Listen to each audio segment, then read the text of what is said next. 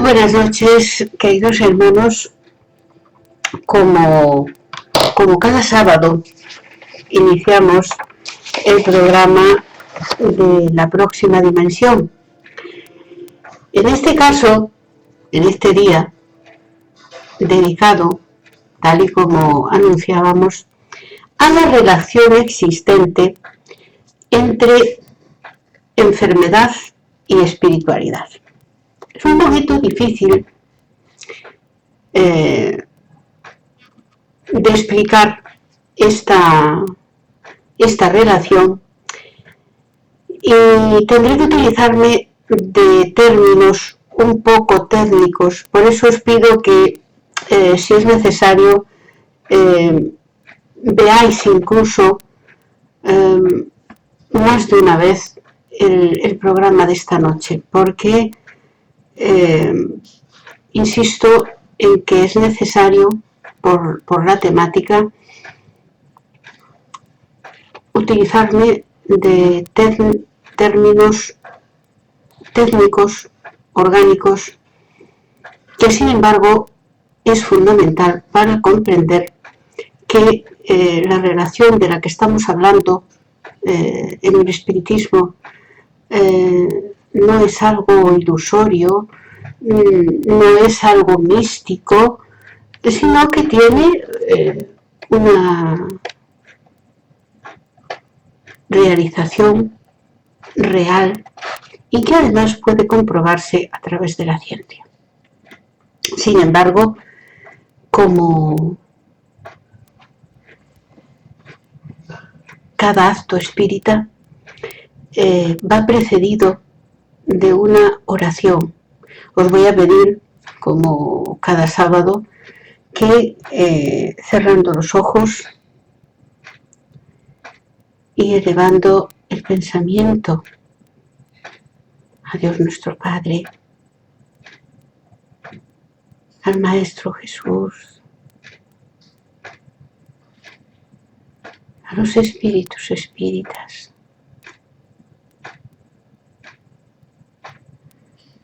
Señor, qué poquita cosa somos frente a la inmensidad del universo, del macrocosmos, pero también qué poquita cosa somos ante el campo infinito de los microcosmos, tal como el celular, y que sin embargo están en la base de nuestro campo orgánico.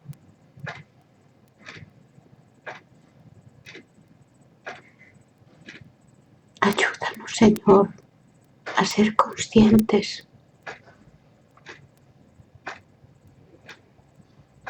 de que es la fe razonada la que nos ayudará a comprender aquellas cuestiones que siempre fueron un misterio para la humanidad y que sin embargo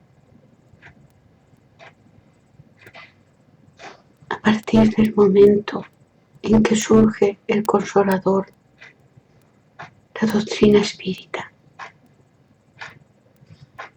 parece que ya no existen los misterios.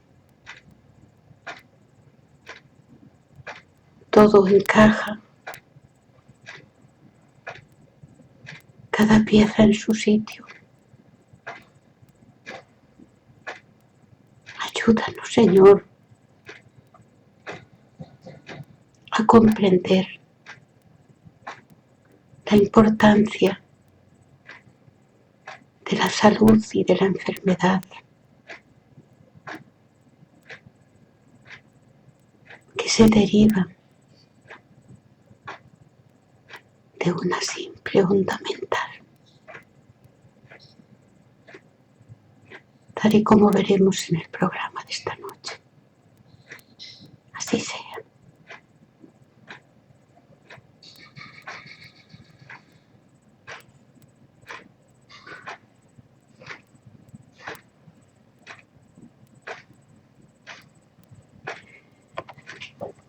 tal y como anunciábamos, existe una relación entre enfermedad y espiritualidad, y también, en sentido inverso, entre salud y espiritualidad. Me gustaría empezar el programa de esta noche hablando un poco de la organización celular. Todos sabemos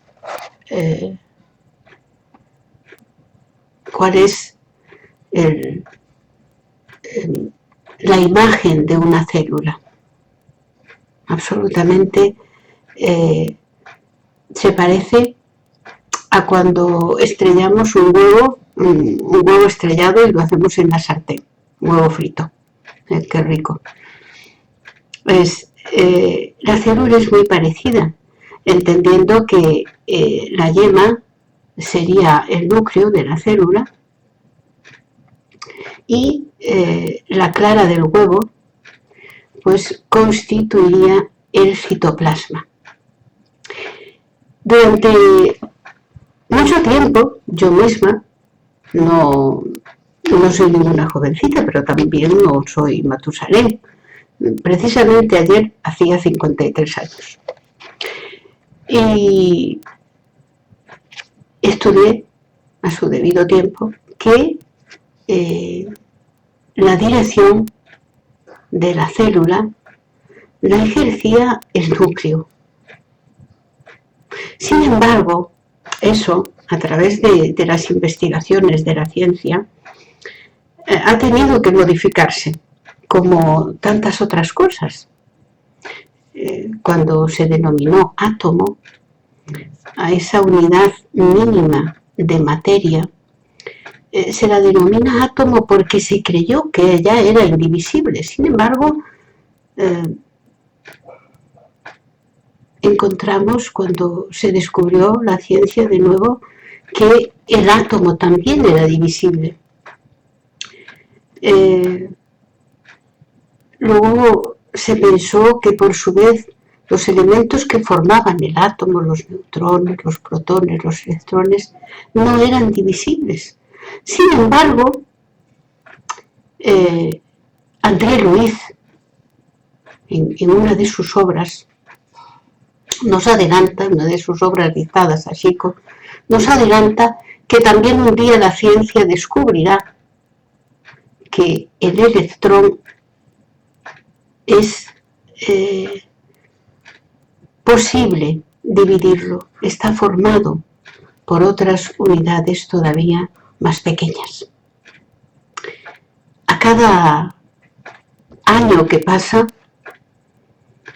a cada década que pasa, la ciencia va modificando sus conclusiones ante la realidad, porque ante la realidad de los hechos no hay ningún axioma que se sostenga, no hay ninguna ley. Lo que constituyó una ley ante un hecho que desdice lo defendido por esa ley desaparece, porque ante los hechos la teoría no tiene sentido. Es decir, si un hecho arroja unos resultados, no puede teorizarse sobre la probabilidad de que esos hechos sean distintos. La cuestión de los hechos es incontestable. Pues bien, siempre se dijo que la célula era dirigida desde el núcleo. Sin embargo, esto sufrió una modificación. Constituyó el estudio de la célula, constituyó una de esas investigaciones que se realizan por los científicos, y se descubrió que la dirección de la célula se ejercía a través del citoplasma. Diréis vosotros, ¿eso cómo va a ser? Pues eso es así. Nosotros, cuando pensamos, emitimos una onda que es partícula y onda, las dos cosas. ¿Por qué? Porque una onda es el resultado, como bien sabemos, de una partícula en movimiento. Cualquier partícula en movimiento genera una onda. De este modo, nuestro pensamiento no es de nuestro cerebro. El cerebro es nada más la herramienta de la cual se sirve el espíritu para dirigir todas y cada una de las células de nuestro cuerpo. Pero no solo a través de la onda del pensamiento.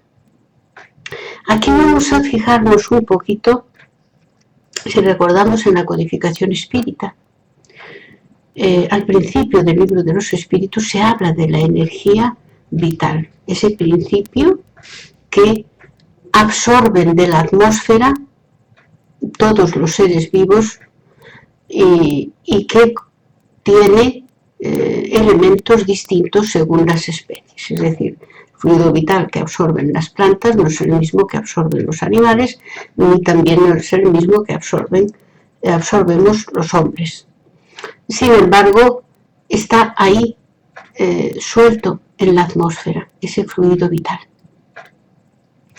Nosotros normalmente respiramos. Cuando inspiramos, cuando absorbemos aire, nosotros absorbemos una cantidad de aire que no todo es oxígeno. Tan solo es oxígeno aproximadamente un 21%. El otro 78% restante es nitrógeno. El nitrógeno no es un gas nada reactivo. Sin embargo, el oxígeno es el causante de las oxidaciones.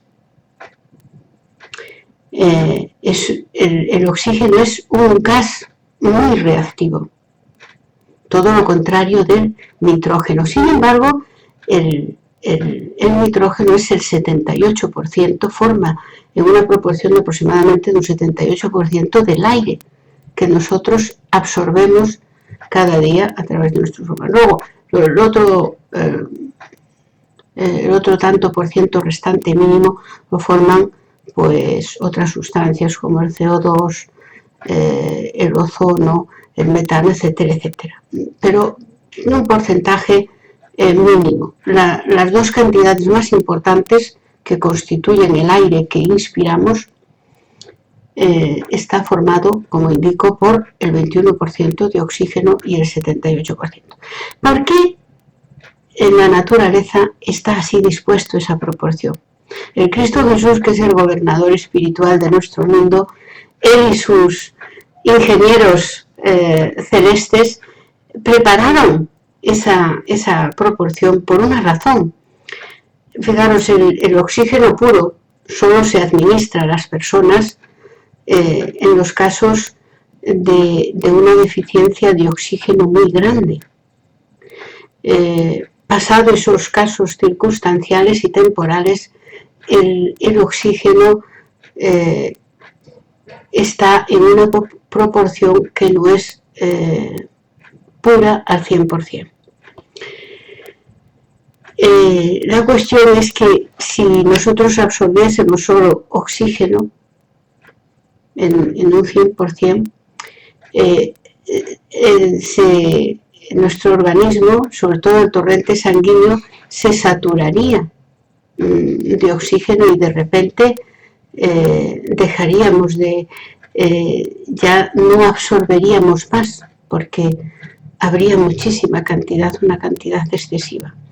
Todo en el cuerpo humano es sabiduría. Yo me acuerdo de ese libro de André Luiz, en el cual explica que cuando vio el cuerpo humano femenino y masculino con todos sus órganos a la perfección, él se sintió como invadido de una emoción tremenda, porque es que el cuerpo humano es una máquina perfecta que interactúa con el espíritu, que es el que realmente dirige todo el campo orgánico.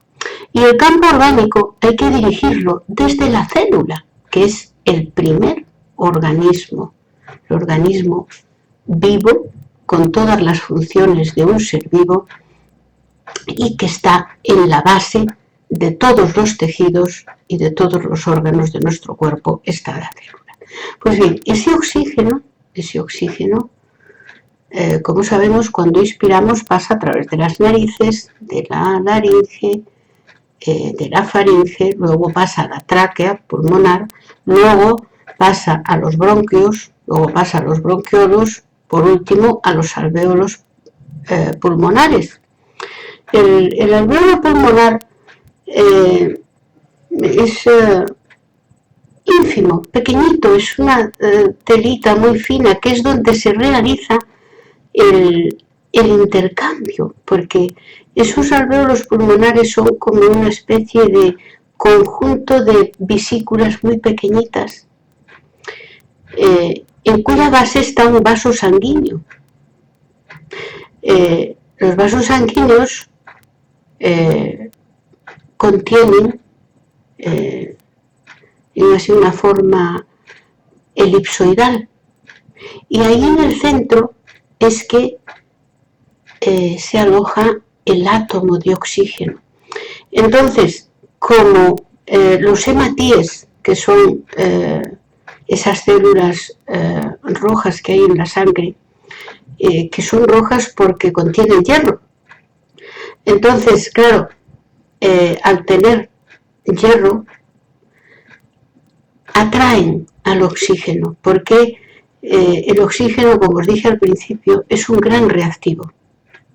Reacciona con las otras sustancias. Ahí el hematíe absorbe esa molécula de oxígeno, y cuando el alvéolo pulmonar está muy cargado de oxígeno, deriva el oxígeno restante a los hematíes, los cuales por la misma ley que rige la segunda ley de la termodinámica, esa ley que enuncia que todo cuerpo cargado, por ejemplo, de calor, de temperatura alta, tiende a ceder temperatura a aquellos otros cuerpos que están con menos temperatura, hasta que las dos temperaturas se equilibran. En nuestro cuerpo ocurre lo mismo. En nuestro cuerpo esos hematíes transportan el oxígeno a todos los órganos, a todas las células de nuestro cuerpo. Como sabemos, el oxígeno es llevado a la célula a través de las mitocondrias, esos pequeños orgánulos que hay en el citoplasma. Ahí se lleva el oxígeno. Mucho se ha especulado también a través de la historia de la humanidad y de la medicina sobre eso que en el espiritismo se llama energía, fluido vital, que se absorbe naturalmente de la atmósfera. Por ejemplo, los hindúes le llamaban prana. La cuestión es la misma. Ellos creen, por ejemplo, que ese prana, esa energía vital, viene del sol. En ellos está relacionada con su creencia de que los espíritus superiores y los ángeles, por así decirlo, los espíritus superiores, los espíritus puros, viven en el sol. Claro, el Sol, diréis vosotros, por Dios, pero qué tontería tan grande. El Sol no tiene vida. Eso es muy discutible.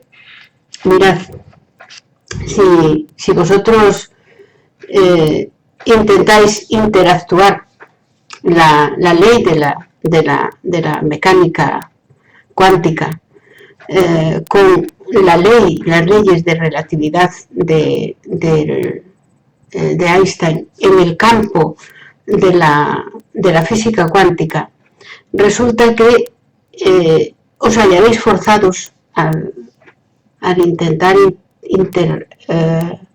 intercalar esas dos leyes, la mecánica cuántica con la relativista, en el campo de la cuántica, os encontraréis que hay que reconocer como mínimo 11 dimensiones físicas.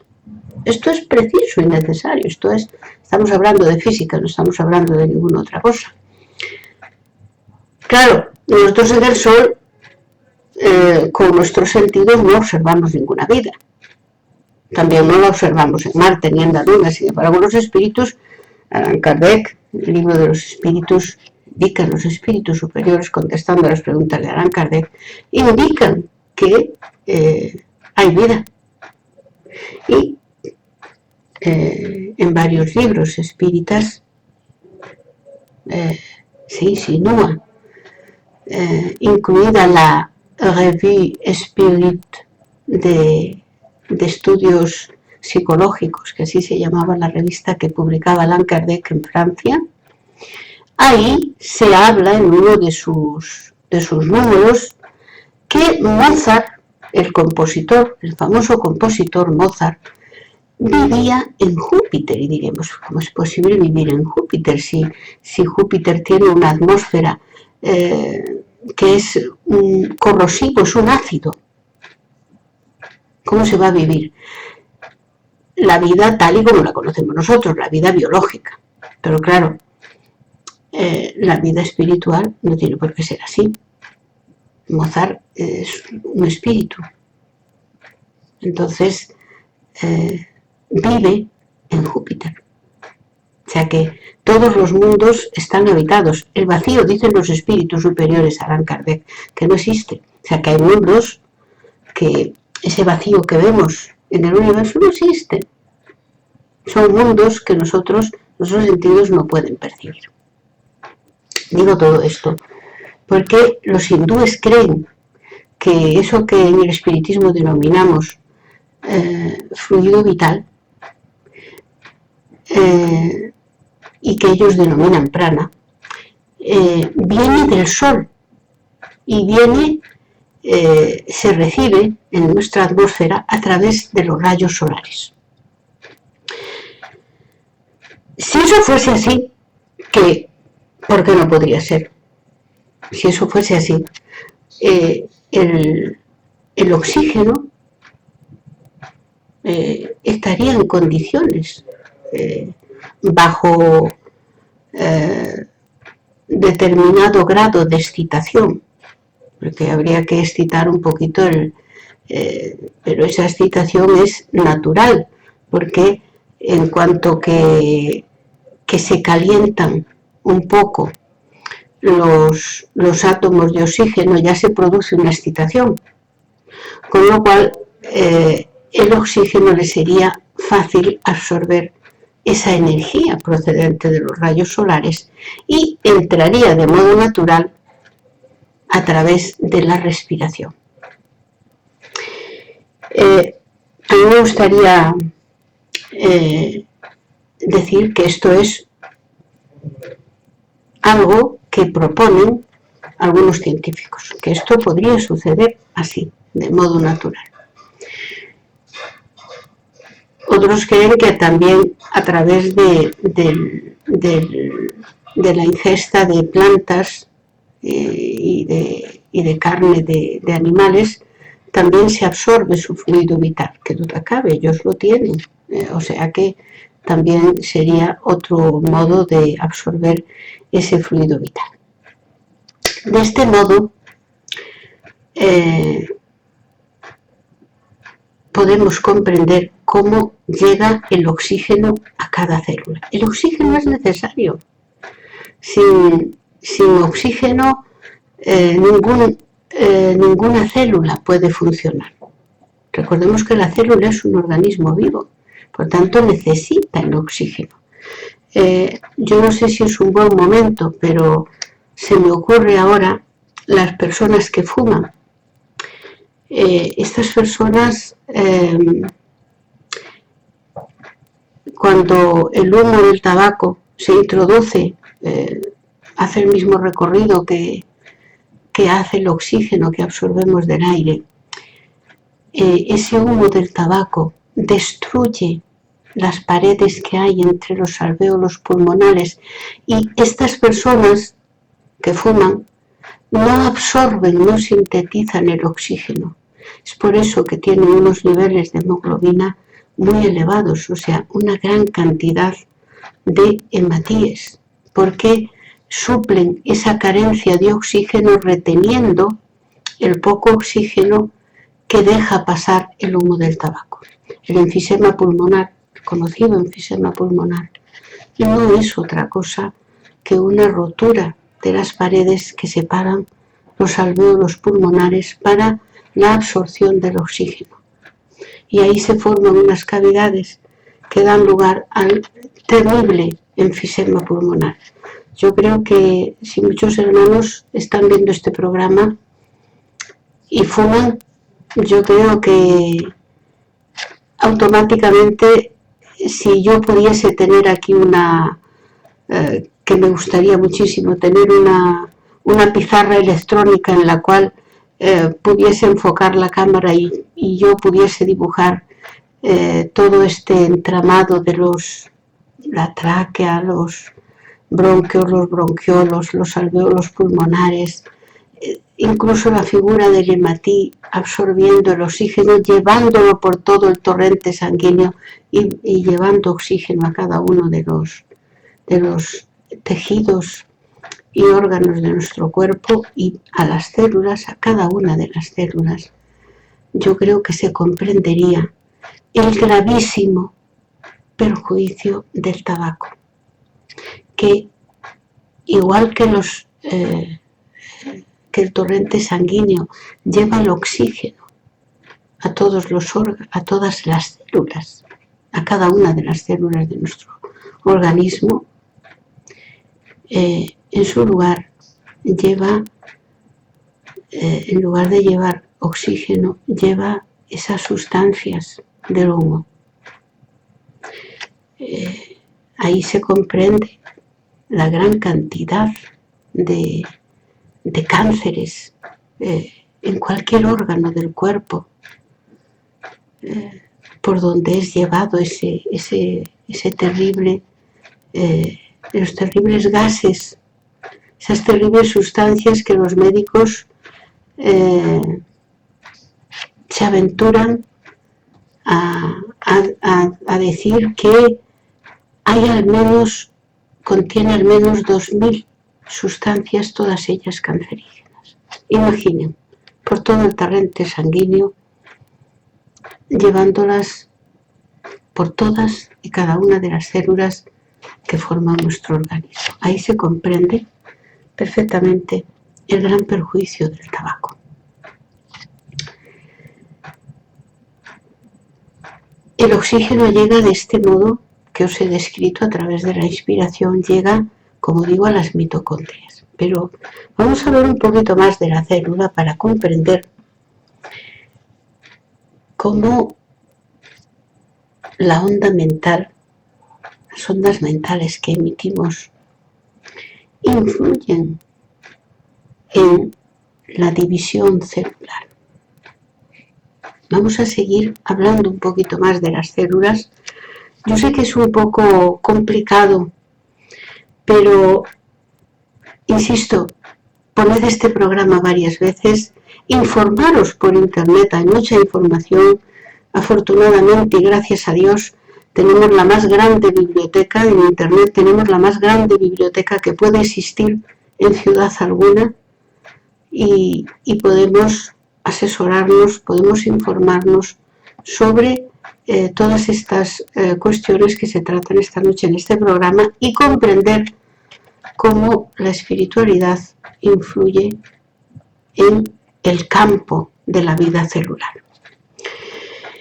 En ese citoplasma, os decía antes que a través del citoplasma se realiza la dirección de la célula. ¿Y cómo? Pues a través de unos microtubos que tenemos insertos en el citoplasma. Pero vamos a ir poquito a poco. En esa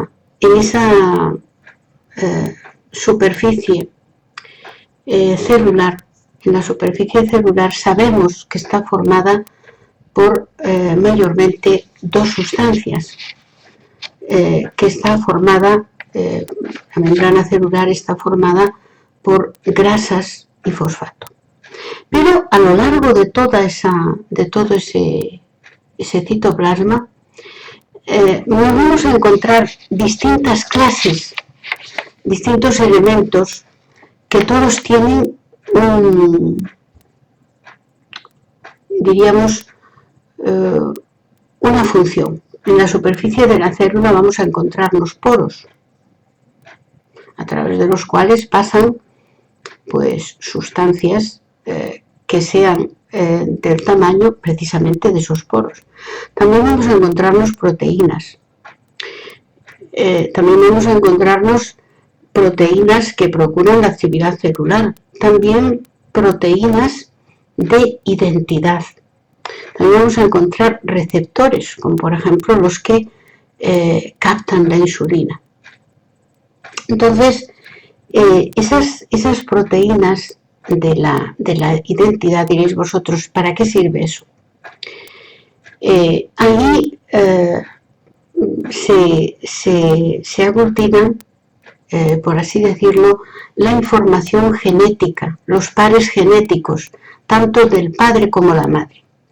A través de esas proteínas de la identidad es que el organismo rechaza en conjunto todos aquellos elementos que son extraños a ellos. Diríamos que nosotros tenemos nuestro campo orgánico, tenemos como un código de barras, ¿no? Ese código de barras está formado, lo conforman a través de estas proteínas de la identidad que llevan los pares genéticos del padre y de la madre. Entonces, todas las sustancias que no sean compatibles con ese código de identidad que nosotros llevamos son rechazadas por el organismo. Hay incluso médicos que señalan, es una teoría suya, claro, con el tiempo la ciencia demostrará, las investigaciones demostrarán si esto es así, si no, pero hablan de que la crisis de identidad, la famosa enfermedad mental de crisis de identidad o patologías de identidad,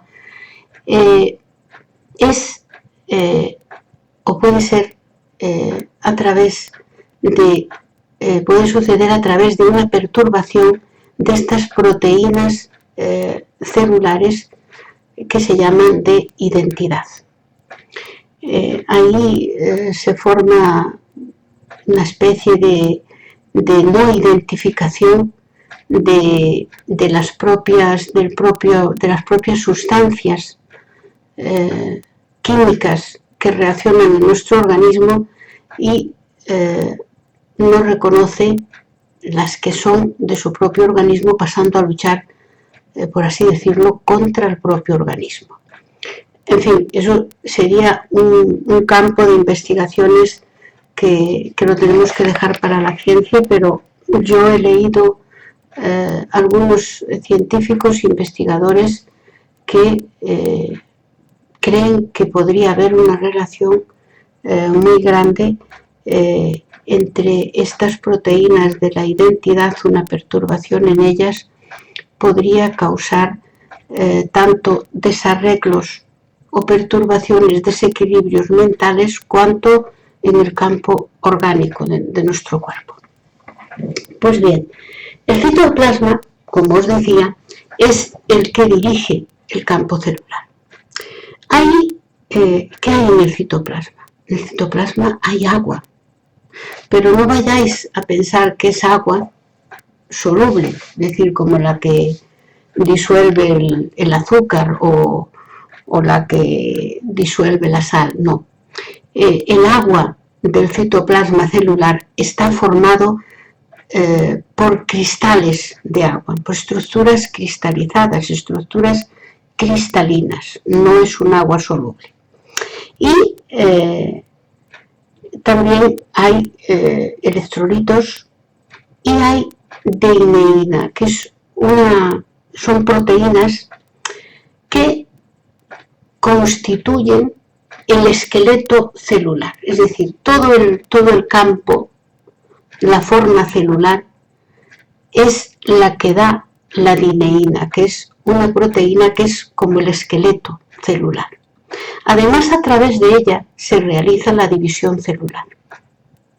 A través de ese componente, de esa proteína, se realiza la división celular. Tiene esta dineína, que constituye el esqueleto de la célula, tiene unos microtúbulos a través de los cuales pasa, ¿sabéis qué es lo que pasa? La onda mental que dirige la célula.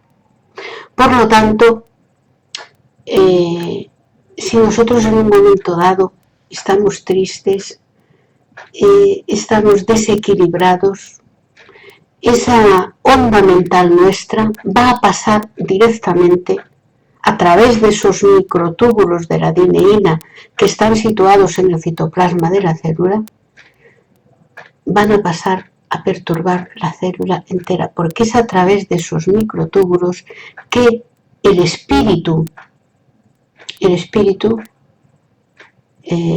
dirige la célula. Por lo tanto, como a través de esos microtúbulos pasa la onda mental, si nuestra onda mental es desequilibrada, lo que ocurre es que automáticamente desequilibra toda la dirección celular, y como también la dineína es responsable de la división celular, entonces la célula pasa a dividirse de modo anómalo. Yo no sé si los queridos hermanos han leído sobre oncología, pero las células cancerígenas son células normales, son células que antes eran sanas, pero a través de un proceso que todavía la medicina desconoce, pasan a dividirse de un modo anómalo. Y ocurre, así nacen las células cancerígenas. Claro, también tenemos que tener en cuenta que hay estudios científicos de oncología que aseguran que un tanto por ciento muy grande, muy elevado de sus pacientes, antes de contraer los tumores cancerígenos, sufrieron algún tipo de depresión en mayor o menor grado. Ahí estaríamos en relación, habría que entender este estudio inserto en lo que acabamos de decir de esa onda mental a través de la cual el espíritu dirige el campo celular a través de esa proteína que se llama dineína, que está situada en el citoplasma. Y además, esto es un pensamiento mío, no tiene por qué ser cierto. Pero yo he pensado, si esa onda mental nuestra entra a través de esos microtúbulos que están situados, que son los que forman el esqueleto celular, imaginad todo el esqueleto celular formado por microtúbulos de dineína, a través de los cuales pasa la onda mental. Pero es que hay más. El citoplasma, hemos dicho que contiene agua, pero no agua soluble, sino agua cristalizada. Es una estructura de cristales. Y yo me he acordado de esas investigaciones del doctor Sergio Felipe de Oliveira, que estudió la glándula pineal y nos dice que a determinada edad en la adolescencia cristaliza y aparecen unos cristales que, habiendo estudiado este hombre distintas glándulas pineales de médiums espíritas, ya muertos, claro, se comprende, pues él encontró que esos cristales actúan como antenas que captan las informaciones del mundo espiritual. Esos cristales, en el citoplasma celular tenemos estructuras cristalinas de agua que podrían absorber esa onda mental que pasa a través de los microtúbulos y distribuirla absolutamente, esos cristales distribuirla por absolutamente todo el campo celular, actuando como amplificadores de esa onda, esos cristales. Pero insisto, esto es un pensamiento mío, una teoría mía, que no tiene por qué ser verdad. Pero muchas veces lo he pensado, ¿serán esos cristales acuosos que forman todo el campo del citoplasma, que son los que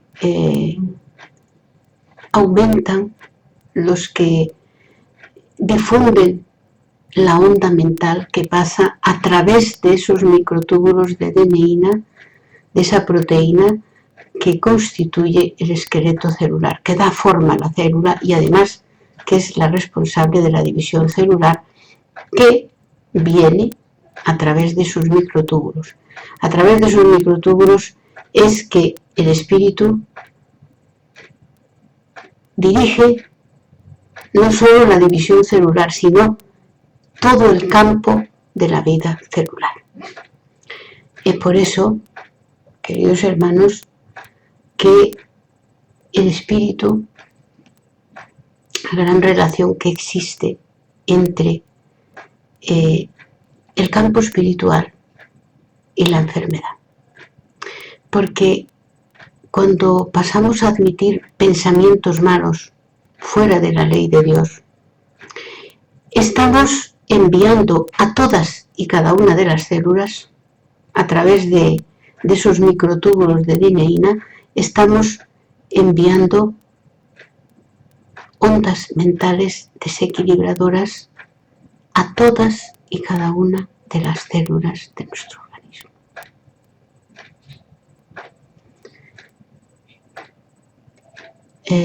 Yo, la primera vez que leí todas estas informaciones científicas, dije, Dios mío,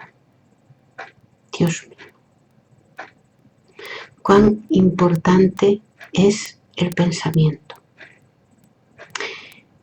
incluso relacionado con el cerebro. El cerebro para pensar necesita también oxígeno. Un cerebro que no tiene oxígeno no puede pensar.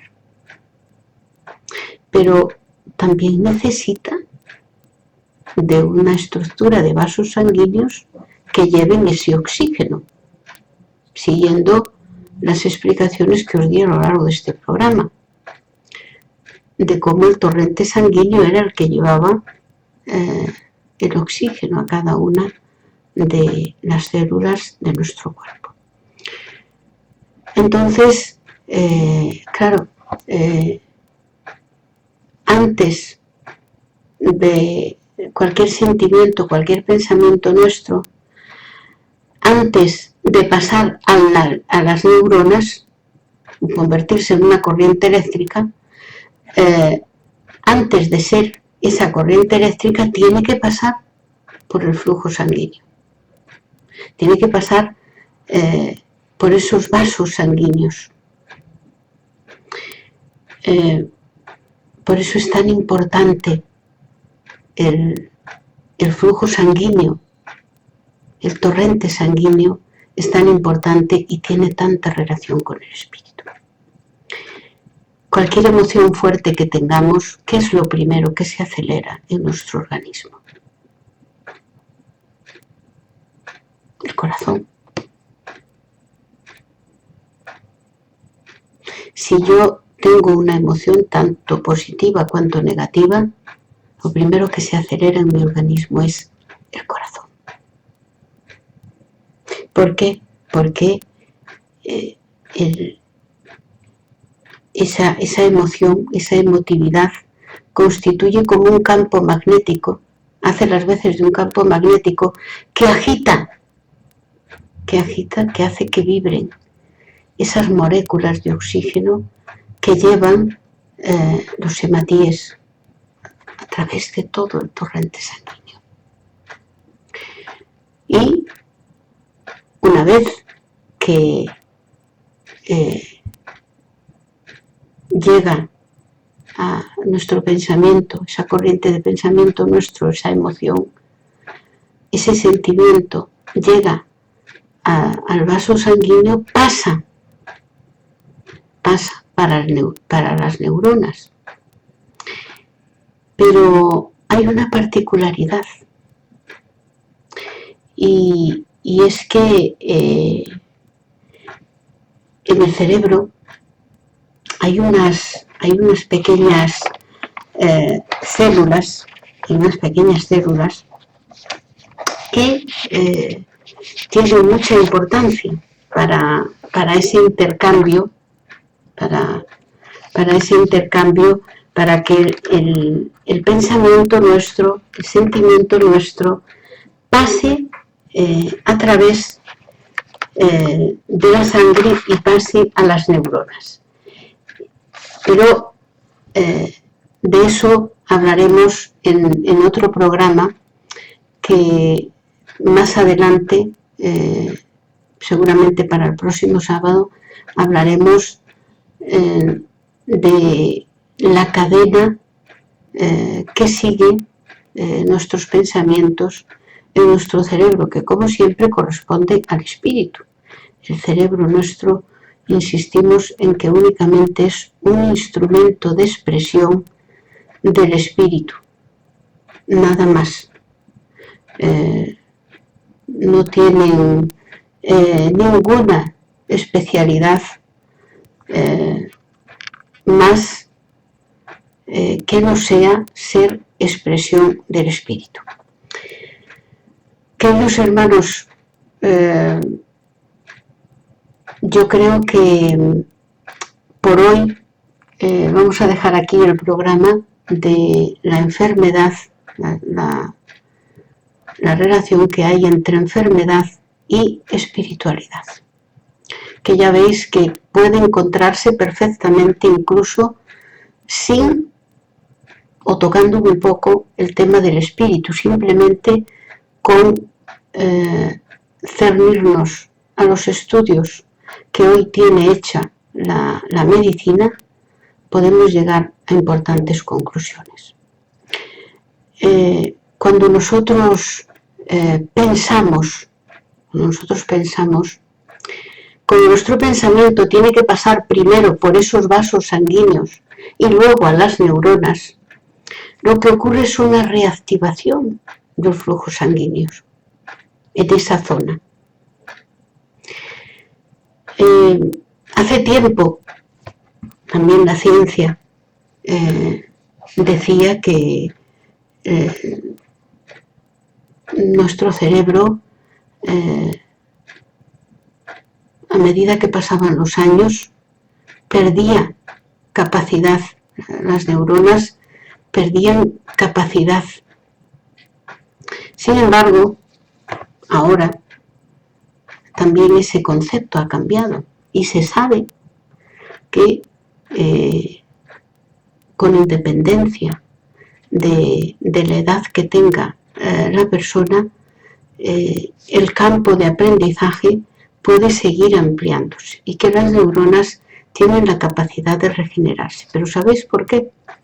Porque en determinadas zonas del cerebro se han encontrado células madre que son redirigidas por nuestro propio espíritu hacia aquellas zonas, por el mismo segundo principio de la termodinámica, creo yo, esto ya es una opinión mía, no sé si podrá ser así, si no, pero tiene que ser, porque la ley está ahí para el cerebro, para el calor, o sea, el segundo principio de la termodinámica está ahí para cualquier organismo, no solo para la física, está para cualquier organismo, y qué duda cabe que en nuestro organismo hay reacciones también físicas y químicas. Entonces, esas células madre son dirigidas hacia aquellas zonas del cerebro que precisan ser regeneradas. ¿Y cuál es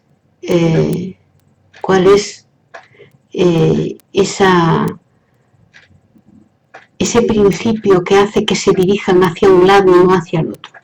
Pues yo creo que la propia necesidad de regeneración, y es precisamente a través del flujo sanguíneo, a través de los vasos sanguíneos, que, como os explicaba al principio del programa, son células que son de la forma del endotelio.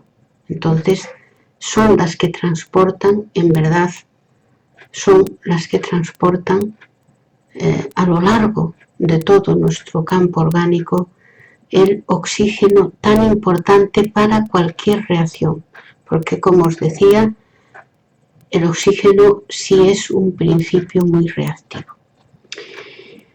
Cuando nosotros oramos, por ejemplo, la parte que ponemos en funcionamiento son los lóbulos frontales. Ahí, al ponerla en funcionamiento, lo que hacemos es que el flujo sanguíneo aumenta. Es como cuando hacemos ejercicio físico. Nosotros, cuando hacemos musculación en el gimnasio, ¿qué estamos haciendo? Estamos activando la circulación en doble sentido, en esos órganos en los cuales estamos haciendo ejercicio. Con el pensamiento pasa lo mismo, porque el pensamiento es un tipo de energía, y esa energía crea un campo magnético que hace que vibre, que se active esa circulación en ese área que estamos utilizando. Y al activarse esa circulación, esas células tronco, esas células madre, van a ese lugar para regenerar posibles perturbaciones que existan, porque las neuronas, como sabéis, no tienen una vida muy larga. Sin embargo, tienen la capacidad de regenerarse. Y en muchas zonas del cerebro, encima de la glándula pineal, también en la parte superior de las fosas nasales hacia el cerebro también se han encontrado. Hay muchas zonas en las que hay células madre que están dispuestas por Dios nuestro Padre en nuestro organismo para producir regeneración siempre y para que nuestro cerebro no degenere.